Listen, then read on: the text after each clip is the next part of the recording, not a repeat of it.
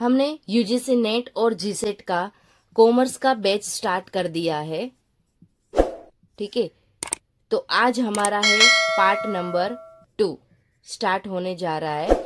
जिन लोगों ने भी पार्ट नंबर 1 नहीं देखा है तो प्लीज़ डिस्क्रिप्शन में मैंने लिंक दे दिए, आप 1 बाय 1 डेली मेरे लेक्चर अटेंड करो, आपको कंप्लीट ये कॉस्ट अकाउंट में डाउट जो भी है क्लियर हो जाएगा।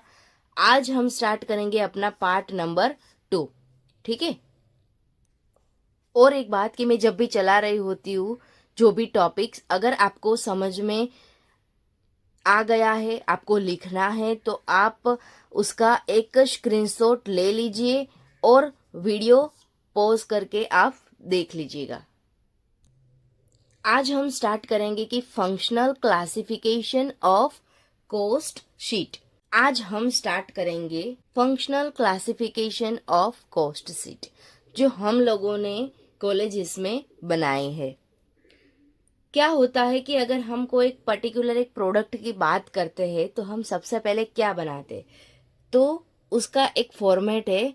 हम क्या करते थे, डायरेक्ट मटेरियल जो भी आता था वो हम क्या करते थे, लिखते थे। प्लस क्या करते थे, जितना भी डायरेक्ट लेबर है उनको हम लिखते थे, जो हमें पर्टिकुलर रकम में जो दिया होता है वो। फिर प्लस करेंगे डायरेक्ट ओवरहेड, वहां से जो आंसर निकल के आएगा उसको हम क्या बोलते थे, प्राइम कॉस्ट।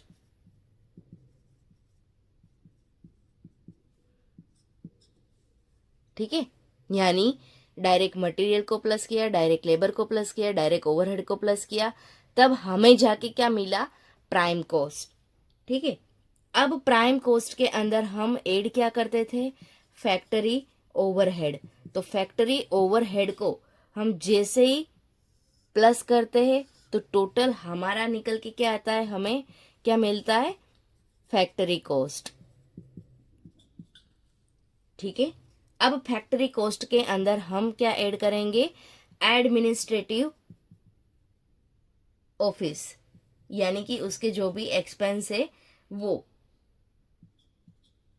तो हमें क्या निकल के मिलेगा, cost of production, cost of production.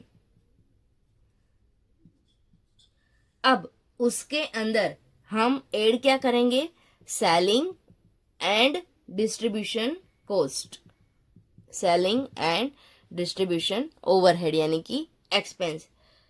तब हमें जाके क्या मिलेगा, कॉस्ट ऑफ सेल।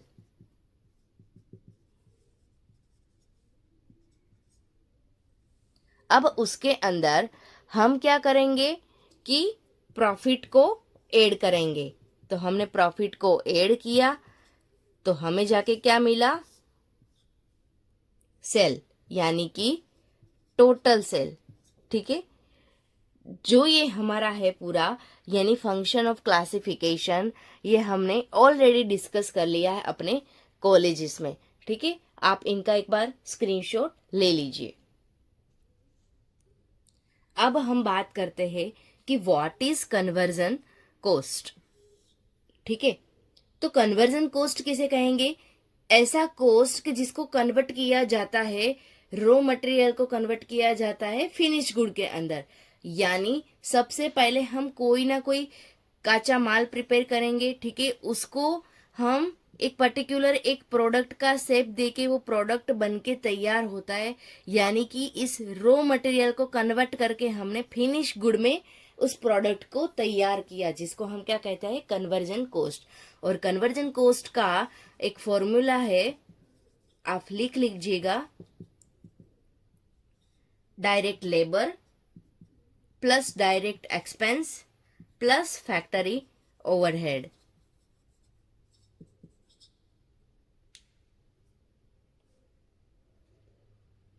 ठीक है, यानी कि उस पर्टिकुलर प्रोडक्ट को बनाने के लिए हमारे कन्वर्जन कॉस्ट का फॉर्मूला है, डायरेक्ट लेबर जितने हैं उसको प्लस करेंगे, जितना हमें उस प्रोडक्ट के पीछे एक्सपेंस लग रहा है उसको भी हम ऐड करेंगे, और उसका फैक्ट्री ओवरहेड भी हम ऐड करेंगे। अब बात करते हैं कि बाय वेरिएबिलिटी एंड बिहेवियर। तो उसके अंदर क्या आता है? उसके अंदर 3 टाइप्स है उसके। पहला है फिक्स कॉस्ट,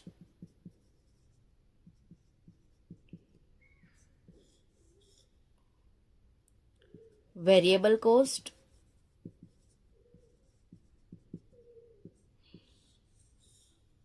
और एक आएगा अपना सेमी वेरिएबल कॉस्ट।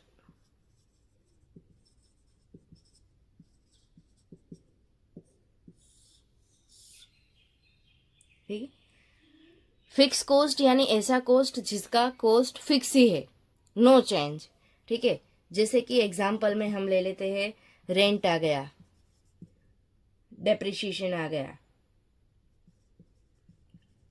सैलरी आ गया। ठीक है। ऐसा कॉस्ट है जिसका एक्सपेंस हमारा फिक्स ही है, यानी कॉस्ट डिपेंड ऑन प्रोडक्ट। ठीक है। मानो कि आपका एक एग्जाम्पल लेते हैं कि आपका यूनिट्स भी है और आपका एक्सपेंस भी है। ठीक है। तो मानो कि आपके पहले 1000 यूनिट से, तभी भी आपका एक्सपेंस कितना था? 1,00,000 रुपीज हो रहा था। ठीक है। फिर आपके यूनिट्स बढ़े, आपने 2000 यूनिट्स का प्रोडक्शन करना स्टार्ट किया, फिर भी आपका एक्सपेंस कितना आ रहा है? आपने फिक्स रखा है कि मुझे इतना एक्सपेंस करना है, यानी कि 1,00,000। ठीक है। अगर हमें पूछता है कि अगर नेक्स्ट हम 3,000 यूनिट्स का बढ़ावा कर दे तो हमारा एक्सपेंस क्या रहेगा? कोई बताएगा क्या रहेगा? क्या रहेगा? हर साल 1,00,000 1,00,000 1,00,000 आता है, तो हमारा नेक्स्ट भी क्या रहेगा? 1,00,000। ठीक है। नेक्स्ट भी जो हमारा रहेगा वो क्या रहेगा? हमारा 1,00,000 का एक्सपेंस। अब बात करते हैं हम वेरिएबल कॉस्ट। वेरिएबल कॉस्ट क्या होता है? यानी ऐसा कॉस्ट जिसका कोई कॉस्ट फिक्स नहीं है। ठीक है। जैसे कि हम बात करते हैं मटेरियल, लेबर। ठीक है। यानी इंक्रीज कॉस्ट, ये डिपेंड है अपने प्रोडक्ट के ऊपर कि आपका प्रोडक्ट कैसा है, यानी कि डिपेंड ऑन प्रोडक्ट। ठीक है। और ये डिपेंडेंट नहीं है, यानी कि डिपेंडेंट नहीं है। तो अब इसका एग्जाम्पल की ओर से समझते। मानो कि हम यूनिट्स और एक्सपेंस की बात करते हैं। ठीक है। आपके मानो 1000 यूनिट से, तब आपका एक्सपेंस था मानो कि 15,000। आपने यूनिट्स बढ़ा दिए, आपका रहेगा एक्सपेंस कितना रहेगा? 30,000। आपने यूनिट्स बढ़ाए, 3,000 कर दिए। ठीक है। 3,000 कर दिए, तो अब आपका वेरिएबल कॉस्ट कौन सा रहेगा? यहां तो क्या था? यहां एवरी ईयर फिक्स था, बट यहां क्या आ रहा है? इंक्रीज आ रहा है, यानी इंक्रीज कॉस्ट। इंक्रीज कॉस्ट की बात कर रहे हैं ना, कि हर बार कॉस्ट हमारी इंक्रीज होती है।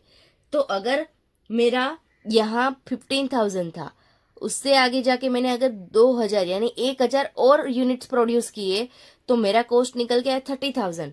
अगर मैं और 1,000 यूनिट्स और बढ़ा दूं तो मेरा कॉस्ट का कितना आएगा? 45,000 आएगा। ठीक है। यानी कि वेरिएबल कॉस्ट में क्या होता है? इंक्रीज यूनिट, यानी इंक्रीज यूनिट के साथ हमारा कॉस्ट भी क्या होता है? इंक्रीज्ड होता है। ठीक है। अब बात करते हैं हम सेमी वेरिएबल कॉस्ट की। तो सेमी वेरिएबल कॉस्ट क्या है हमारा? कि जिसके अंदर हम fix cost plus variable cost को मिक्स करते हैं, यानी इन दोनों कॉस्ट को मिला के हमें क्या मिलता है? Semi variable cost. जैसे कि इलेक्ट्रिसिटी बिल,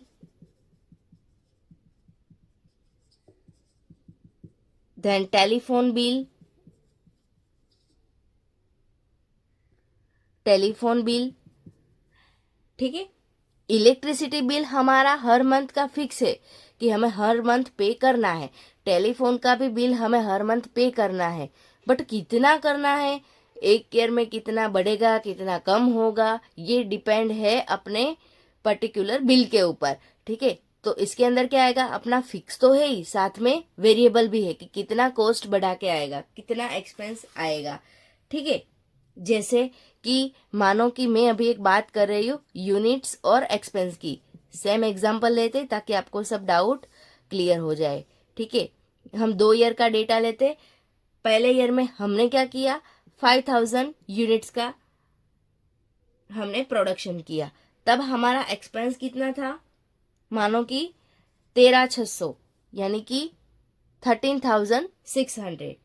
अब मैंने यूनिट्स बढ़ा दिए, दूसरे ईयर में मैंने कितने यूनिट्स लिए, 8000 यूनिट्स, तब मेरा एक्सपेंस कितना हुआ, 19600। ठीक है, अभी क्या हुआ देखो इधर कि मैंने क्या किया, यूनिट्स को इंक्रीज किया। कितने यूनिट्स को इंक्रीज किया, तो 3000। ठीक है, और कितने एक्सपेंस मेरा बढ़ा, कितना बढ़ा, तो ये बढ़ा मेरा 6000। और मेरे यूनिट्स कितने बने, तो ये मेरा 3 के यूनिट्स इंक्रीज हुआ।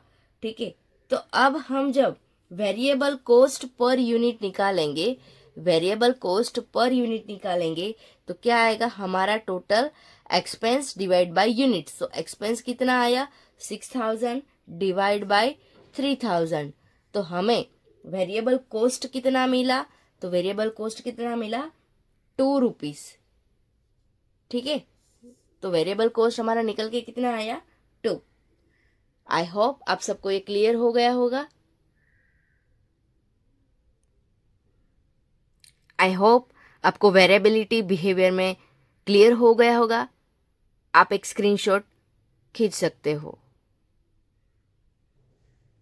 अब हम बात करते हैं marginal cost, marginal costing and differential costing. ठीक है, मार्जिनल कॉस्ट किसे कहते हैं कि the increment cost, the increment cost of production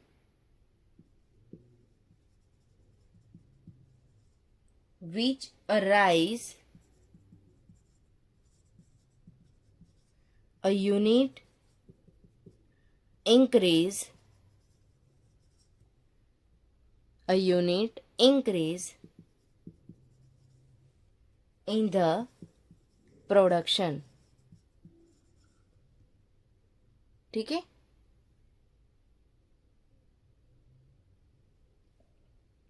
यानी ऐसा कॉस्ट कि जिसका यूनिट्स इंक्रीज होता हो। ठीक है, एक हाईलाइट कर देना अपना ये कीवर्ड यूनिट इंक्रीज का। ठीक है, ऐसा कॉस्ट जो कॉस्ट बनाने में उस कॉस्ट का यूनिट इंक्रीज होता हो। ठीक है, तो उसे हम क्या कहेंगे, मार्जिनल कॉस्ट। अब बात करते हैं मार्जिनल कॉस्टिंग किसे कहते हैं। तो प्रोडक्ट और सर्विस, प्रोडक्ट और service and inventors and inventory are value at variable cost only। यानी कि जो हमारा वेरिएबल कॉस्ट है जिसके अंदर हम यूनिट्स और एक्सपेंस, यानी कि कॉस्ट जो हमारा इंक्रीज होके आता है वही सेम एज इट इज रहेगा हमारा मार्जिनल कॉस्ट भी। यानी प्रोडक्ट और service and inventory are value at variable cost only. यानी वेरिएबल कॉस्ट में जैसे इंक्रीज होता है वैसे ही मार्जिनल कॉस्ट के अंदर भी इंक्रीज होता है। वन टाइप आप बोल लो कि वेरिएबल कॉस्ट और marginal cost both are same. ठीक है, अब बात करते हैं हम डिफरेंशियल कॉस्टिंग की, यानी कि difference between two different production. यानी कि आप जो आप प्रोडक्ट का प्रोडक्शन कर रहे हो, ठीक है, उन दोनों का जो डिफरेंस निकल के आ रहा है, यानी कि आप कोई एक प्रोडक्ट भी बना रहे हो, आप कोई भी प्रोडक्ट भी बना रहे हो, ठीक है, तो इन दोनों का डिफरेंस अपना प्रोडक्शन का निकालना है, ठीक है। अब इसके अंदर डिफरेंशियल कॉस्टिंग के अंदर भी आता है कि दो टाइप्स आते हैं, एक आता है अपना इंक्रीमेंटल कॉस्ट और एक आता है अपना डिक्रीमेंटल कॉस्ट, ठीक है। यानी इंक्रीमेंटल और डिक्रीमेंटल ये डिफरेंशियल कॉस्टिंग का दो टाइप्स है, ठीक है। आई होप ये सब आपको क्लियर हो गया होगा।